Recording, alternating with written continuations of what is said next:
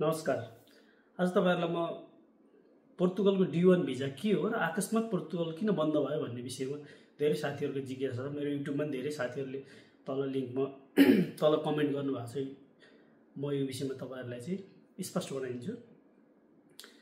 जुनको 3 तारिखदेखि पोर्तुगलको मैनिफेस्टेसन of interest जो चाहिँ आएर लिगली अथवा इलिगली जुनसुकै वेमा आएको मान्छेले पनि यहाँनिर कागजी प्रक्रिया गर्न पाउँथ्यो, त्यो चाहिँ बन्द भयो। जुन 3 भन्दा अगाडि आएर सोशल सेक्युरिटीमा दर्ता भइसकेको मान्छेलाई पनि कार्ड दिने अस्तिदेखि भइसक्यो, त्यो सिस्टम पनि बनाइसक्यो। र अब जुन 3 भन्दा पछाडी आएको चाहिँ के हुन्छ, जुन 3 भन्दा पछाडी आएको मान्छेहरुको सिचुएसन के हुन्छ भन्दा जो जुन 3 पछाडी आइरहेका छन्, आफ्नो रिस्कमा आइरहेका छन्, आई होप तिनीहरुको पनि कार्ड हुन्छ। किनभने त्यो जुन 3 पछाडी आएर नर्मल प्रोसेस गरिसकेको मान्छेहरुलाई पनि इमेल पठाएको छ, त्यो ढिलो चाँडो उनीहरुले दिन्छ, काम पनि दिइराछ, ट्याक्स पनि दिइराछ, ट्याक्स पनि हालिरहेको छ, त्यो एउटा प्रक्रियामा गइसकेको छ। र त्यो भन्दा पछाडी अब आउनु हुन्छ कि हुँदैन भन्ने धेरै साथीहरुको प्रश्न छ। त्यो भन्दा पछाडी चाहिँ सकेसम्म इलिगल वेबाट नआउनुस्, अथवा पोर्तुगल इलिगल भन्दा पनि कुनै वेबाट पनि पोर्तुगल छिर्ने वे नै छैन। अब आएर घुमेर जान पाइयो, जस्ट एउटै वे छ, त्यो D1 भिजा।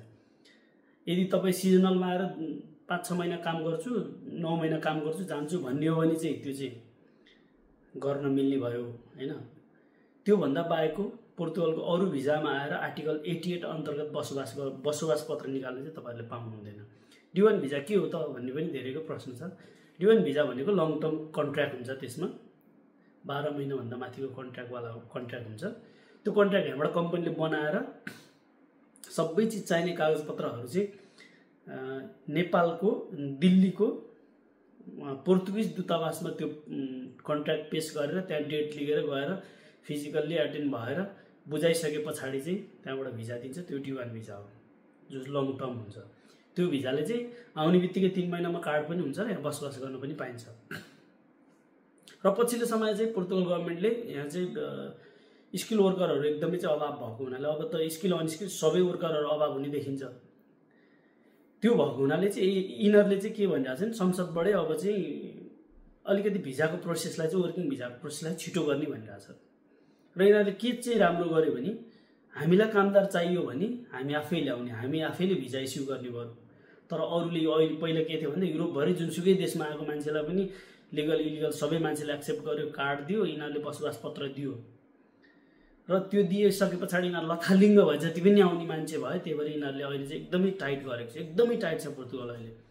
त्यही भएर अहिले राम्रो के छ भने जसले पोर्तुगलको भिजा लगाएर आउँछ, वर्किङ भिजा लगाएर आउँछ, त्यो मान्छेहरुलाई बसोबास पत्र दिने भनेर जुन निर्णय गर्यो त्यो चाहिँ राम्रो छ। तर आई होप अब यो बसोबास पत्रको विषयमा पनि D1 भिजाको विषयमा पनि बिस्तारै यिनीहरुले प्रश्न उठाउन थालिरहेछन् हैन। अब चाहिँ अलि केही समय पछाडी, अहिले तत्कालै चाहिँ हुँदैन, 2025 मा त नहोला, 2026 बाट चाहिँ लगभग मेरो यिनीहरुको इन्टरनल न्यूजहरु र मेरो आफ्नो ख्यालमा चाहिँ के लाग्छ भने बसोबास पत्र आर्टिकल 88 चाहिँ दिदैन कि जस्तो लाग्छ। यिनीहरुलाई वर्कर चाहिँ ल्याउँछ पोर्तुगलको भिजामा, D1 भिजामै पनि वर्कर चाहिँ ल्याउला।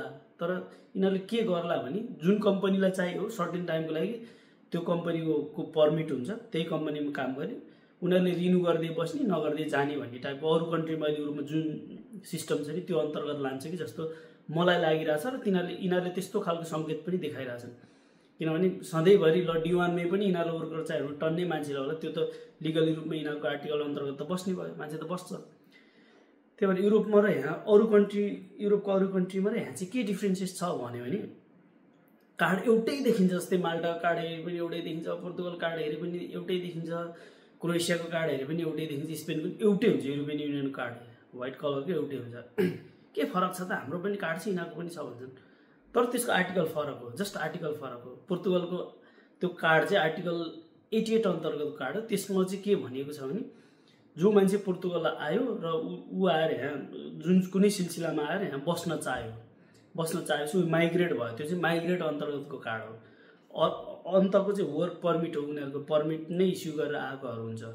यहाँको चाहिँ माइग्रेसन भएर बसाइ सरेर आएको भन्ने छ, बसाइ सरेर आएको मान्छेले उले बस्न पाए। यहाँ करतिर यहाँको कानुनी प्रक्रिया उनीहरुको संविधानको धाराले दिएको, संविधान ऐनले दिएको एउटा रुल अन्तर्गत बस्न पाए भन्ने छ।